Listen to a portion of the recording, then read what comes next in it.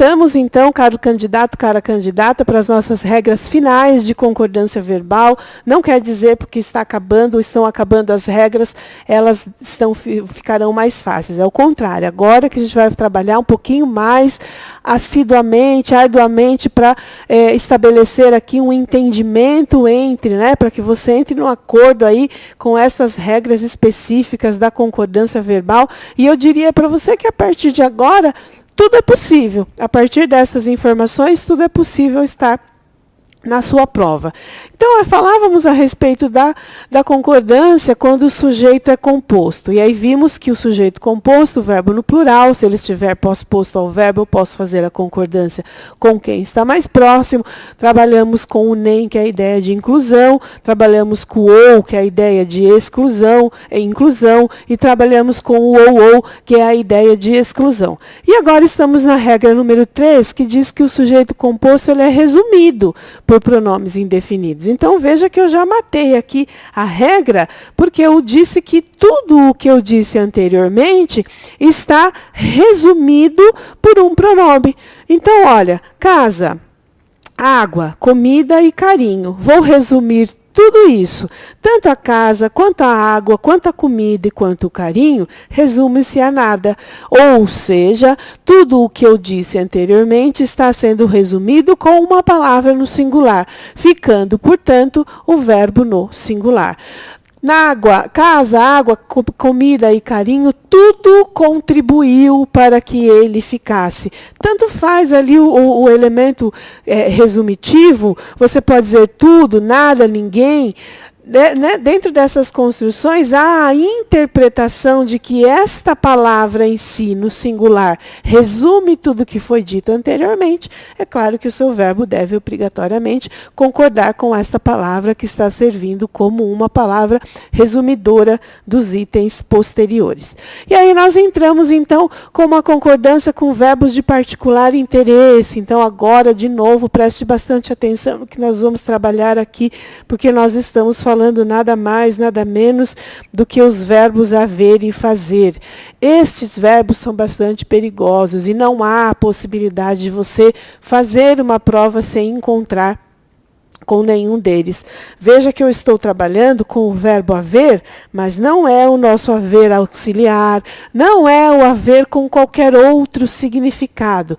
Todas as vezes que você encontrar o verbo haver e que você puder substituir este verbo haver por existir, se este verbo haver estiver trabalhando com a ideia de um tempo decorrido, ou se este verbo haver estiver funcionando como sinônimo de ter, você vai trabalhar sempre com a possibilidade, aliás, com a regra obrigatória de que este verbo deve permanecer no singular. O verbo haver com a ideia de existir, o verbo haver com a ideia de ocorrer, o verbo haver com a ideia de ter, e a ideia no seu sentido geral, né? O verbo haver, com a ideia de existir ou ocorrer, com a ideia de tempo, ou como sinônimo de ter, eles são verbos classificados como verbos impessoais, né? Eu costumo dizer que na infância ele deve ter sofrido algum tipo de bullying, né? Deve ter sofrido algum tipo de preconceito que tornou este verbo agora como um verbo impessoal, antissocial. Portanto, não há como você trabalhar ali com a presença de pronomes na frente deste verbo. Quando nós falamos em verbos pessoais, eu estou dizendo daqueles verbos que aceitam a presença do eu, tu, ele, nós, vós e eles antes. Quando eu digo, por exemplo, eu estudo, tu estudas, ele estuda, nós estudamos, vós estudais e eles estudam. Vejam que a cada vez que eu vou trocando eu por tu, por ele, por nós, por vós, por eles, eu vou reescrevendo a terminação do verbo. Eu estudo, estudais, estudamos, estudastes, estudaram, estudaremos, estudaríamos. São verbos que aceitam. Eles aceitam ser, portanto, colocados aqui numa construção ou numa situação de que há um sujeito. Eu posso colocar pronomes pessoais desempenhando a função de sujeito deste verbo, o que não vai acontecer com o verbo haver nessas três ocorrências. Este verbo, por mais que você tente trabalhar aqui com eu, tu, ele, nós, vós e eles antes, não vai caber. Olha só, um exemplo claro. Há pessoas inteligentes nesta casa. Há pessoas inteligentes. Pega este há e vamos tentar perguntar para ele quem há. E aí tenta conjugar. Eu há, tu há, ele há, nós há, vós há, ele há. Ele ficou sempre como há, exatamente porque é assim que o verbo haver vai se comportar. Você pode mudar o tempo, você pode mudar o modo, mas nunca a pessoa. Então, eu poderia dizer assim, há, houve, houvera, haverá, haveria, houvesse, houver, houve.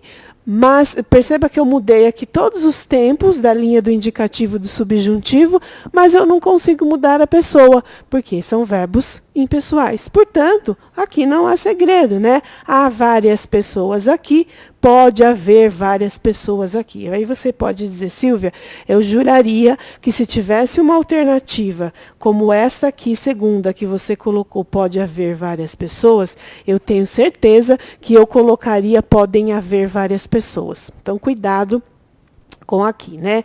Primeiro elemento, há várias pessoas. Vamos trabalhar com este exemplo. Eu vou até limpar a tela para que a gente consiga desmembrar bem esta informação. Ó, há várias pessoas. Olha só. Eu estou falando como núcleo do meu sujeito várias pessoas, ou como palavra, como referente aqui, nós temos a palavra pessoas. Aí você vai dizer, bom, Silvia, eu acho que este verbo deve ir para o plural, porque o verbo, o sujeito várias pessoas está no plural. Então, olha só, a informação é a seguinte, o verbo haver, quando ele pode ser substituído por existir, ele é um verbo impessoal. Então, aqui, ó, não tem sujeito. É a nossa regra da 6ª série, da 7ª série, nossa querida professora já dizia, verbo haver, classifica-se. Busca lá na sua memória quais são as regras de sujeito, oração sem sujeito ou sujeito inexistente. É o verbo haver. Haver como sinônimo de existir denota oração sem sujeito ou sujeito inexistente. Sim. Então, o que nós temos aqui, a função a ser desempenhada por estas pessoas é simplesmente o objeto direto. Não é quem há, e sim o que há. Eu não estou dizendo que tem alguém praticando a ação, mas eu estou dizendo que várias pessoas complementam o sentido do verbo haver. Então, o verbo haver, ele não admite sujeito, mas ele aceita, aliás, ele exige um objeto direto. E a presença do aqui, um adjunto adverbial de lugar, é claro. Aí a banca CESP, ela gosta muito de trabalhar com isso, ó. Sem prejuízo semântico ou sintático, é possível substituir o verbo há pelo verbo existe. E aí você vai entender o seguinte, o verbo haver nós não conjugamos, mas o verbo existir sim. Olha, eu existo, tu existes, ele existe, nós existimos, vós existis, eles existem. Portanto, eu posso perguntar aqui, quem é que existe? De quem eu estou falando? Aí você vai dizer, bom, várias pessoas, Silvia, várias pessoas existem, porque é a regra geral, sujeito no plural, verbo no plural. Então, cuidado com essa questão e cuidado se a sua organizadora for a banca CESP, nós não sabemos ainda qual é a organizadora, mas entenda, com o verbo haver, várias pessoas desempenham a função de objeto direto. Com o verbo existir, essas várias pessoas desempenham a função de sujeito. Então, se eu substituir o verbo haver pelo existir, eu vou ter duas grandes transformações. O verbo existir vai para o plural e várias pessoas ou o elemento com quem eu faço a concordância passa a desempenhar a função de sujeito da oração. Cuidado com isso, principalmente se a sua banca, se a nossa banca aí do nosso concurso for a banca CESP. E aí a próxima ocorrência, eu vou apagar o elemento de cima para nós não contaminarmos aqui a nossa explicação abaixo. Olha, Pode haver, nós temos então uma locução verbal. Percebe que nós temos uma locução verbal formada a partir do verbo principal haver, mais o seu verbo auxiliar. Pergunto a vocês, numa locução verbal, formada por um verbo auxiliar e um verbo principal, quem manda? Aí você vai dizer, bom, quem manda é o verbo principal. E quem trabalha? O verbo auxiliar. Portanto, sempre que você tiver como verbo principal o verbo haver, que é impessoal, o verbo auxiliar dele também tornar-se-á impessoal. Ok? Também vai se tornar impessoal. Por quê? Porque o verbo haver, ele é soberano, ele manda nessa construção, nessa locução verbal. Então, nas duas ocorrências aqui, nos dois exemplos, as duas orações estão corretas. O verbo deve ficar no singular. Se eu substituir, é claro, o verbo haver pelo verbo existir, você já sabe que nós teríamos que colocar o podem existir, porque quem tem problema é o verbo haver, que contamina o seu auxiliar, deixando-o também impessoal. O verbo existir não é um verbo impessoal, portanto, o seu auxiliar também não é impessoal. Olha lá o verbo haver tempo decorrido, há vários meses, viajou para o exterior. É a ideia de tempo passado, lembra disso? Então, nós deixamos esta expressão, houve, houver, haverá, haveria, houvesse, houver, houve, sempre no singular. E o verbo ter também funcionando como auxiliar. Nós havíamos obtido ótimos resultados, nós tínhamos obtido vários resultados. Nesse caso, olha só, o verbo haver funcionando como verbo auxiliar. Se nós substituíssemos, né, nós havíamos obtido ótimos resultados. Vamos pensar nessa locução aqui. Cadê o verbo principal? O verbo principal é o verbo obter, ok? E aí eu pergunto a você, o verbo obter tem problema? Você vai dizer que não, eu obtenho, tu obtens, ele obtém, nós obtemos, vós obtendes, eles obtêm. Então tá, se este verbo aqui, nessa locução, ele é o verbo principal, ele vai contaminar o verbo auxiliar. Por isso, nós podemos conjugar este verbo. Neste caso, o verbo auxiliar terá plural, porque foi contaminado pelo verbo pessoal obter. Cuidado com isso, tá? A Banca Fundação Carlos Chagas gosta muito desta construção. O que ela pode fazer, inclusive, é colocar bem distante o verbo auxiliar do verbo principal. Olha, devem, havia, vamos colocar assim, havia entre os meses de janeiro e fevereiro ocorrido vários assaltos. Veja que o verbo haver está distante do verbo ocorrer, mas você vai guardar que o verbo ocorrer é um verbo pessoal. Portanto, nós deveríamos escrever haviam durante os meses de fevereiro e março ocorrido vários assaltos. Cuidado com a Banca Fundação Carlos Chagas nessa questão de concordância. Ela deixa bastante distante o verbo auxiliar do verbo principal para que você se perca aí na concordância, ok? E aí, voltando aqui ao nosso exemplo do haver com ideia de ter, ou o ter com ideia de haver, também nós vamos trabalhar com o verbo no singular. Quando eu digo, por exemplo, há pessoas nesta sala interessadas em serem aprovadas, ok? Há pessoas interessadas em serem aprovadas. Eu posso dizer, tem pessoas nesta sala interessadas em serem aprovadas. Ainda que alguns gramáticos não aceitem este verbo ter com ideia de haver, mas há esta possibilidade.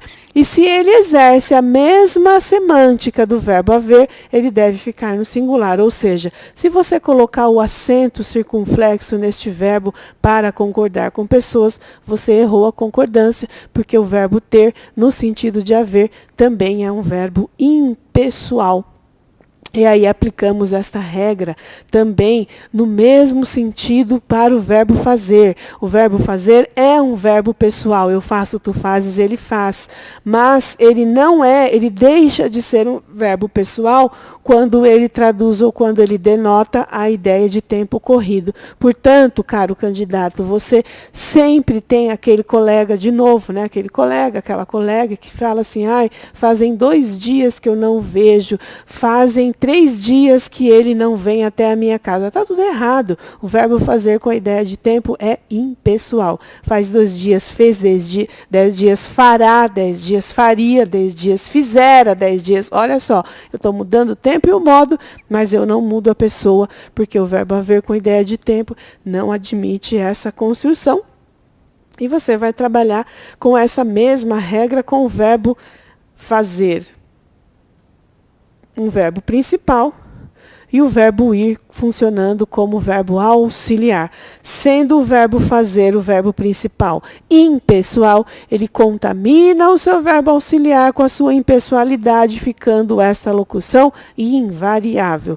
Olha lá, o verbo ter e haver com a ideia de existir. Né? Aquele exemplo que eu falei no slide anterior, o verbo ter com a ideia de haver, né? Ou o haver com a ideia de existir, ou seja, os 3 tendo o mesmo significado.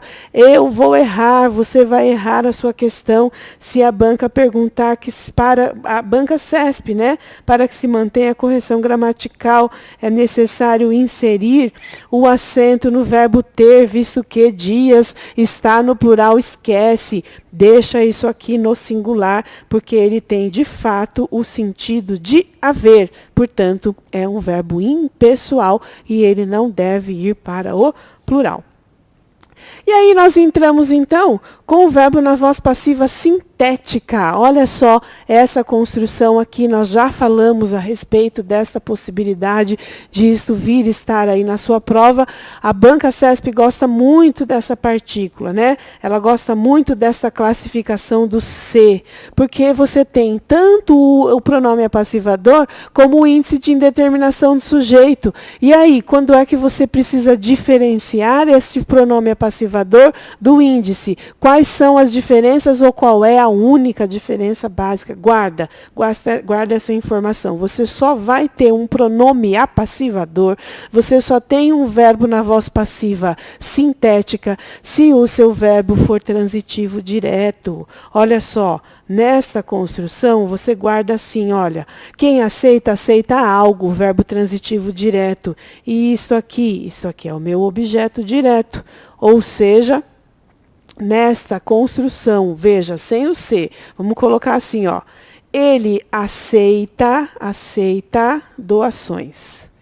Ok? Doações. Não foi assim? Então, vamos fazer a regência dessa construção aqui, ó. Quem aceita, aceita algo, doações é o meu objeto direto. Só que a nossa querida professora já dizia assim, o objeto direto da voz ativa é o sujeito na voz passiva. Então, olha só, a partir do momento que eu coloco aqui, junto a este verbo, a presença de um se, nós já denotou aqui uma construção na voz passiva sintética.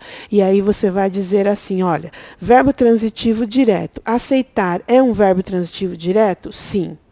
Então, junto com ele, nós vamos entender que o verbo transitivo direto acompanhado de se, este se será sempre um pronome apassivador. E o que vem depois? O que vem depois, nós vamos classificar como sujeito, porque foi o que eu disse para vocês. O sujeito na voz ativa vira o meu sujeito paciente na voz passiva. E por que é que o verbo, então, ficou no plural? Porque se eu estou falando de doações, no plural, o verbo aceitam também está no plural. Doações de tijolos, aceitam-se doações de tijolos são aceitadas.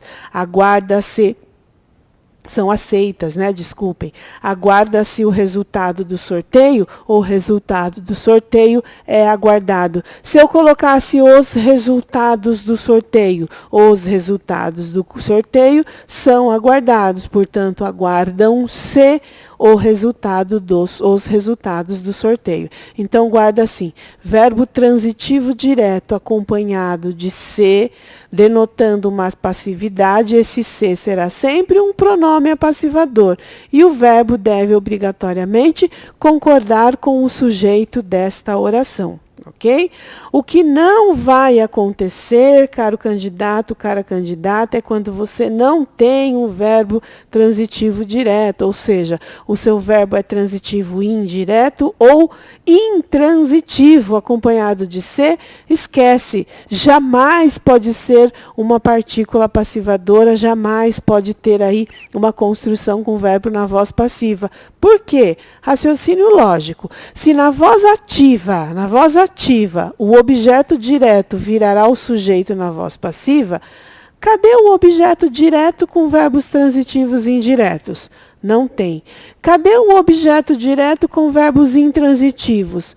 Não tem, porque o verbo intransitivo não pede complemento e o verbo transitivo indireto só pede objeto indireto. Não há possibilidade de transposição de voz quando você não tem um objeto direto. Olha só. Então, verbos transitivos indiretos ou verbos intransitivos, quando acompanhados de se, não tenha medo de julgar, será índice de indeterminação do sujeito. A banca CESP gosta dessa diferenciação, basta que você veja a regência do verbo. Olha só nesse nosso exemplo em tela, necessita-se. Quem necessita, necessita de algo e quem vive, vive, não é? Verbo intransitivo, verbo transitivo indireto. Não tem objeto direto, não tem objeto direto nos dois exemplos. Portanto, este se é classificado como índice de indeterminação do sujeito. Já te dei a resposta. Índice de indeterminação do sujeito, ou seja, sujeito indeterminado. Índice de indeterminação do sujeito, sujeito indeterminado. Verbos transitivos indiretos ou verbos intransitivos acompanhados de se, como é que eu classifico o sujeito? Como sujeito indeterminado, porque o se é classificado, é visto como um índice de indeterminação do sujeito. Nós encerramos este bloco. Até já.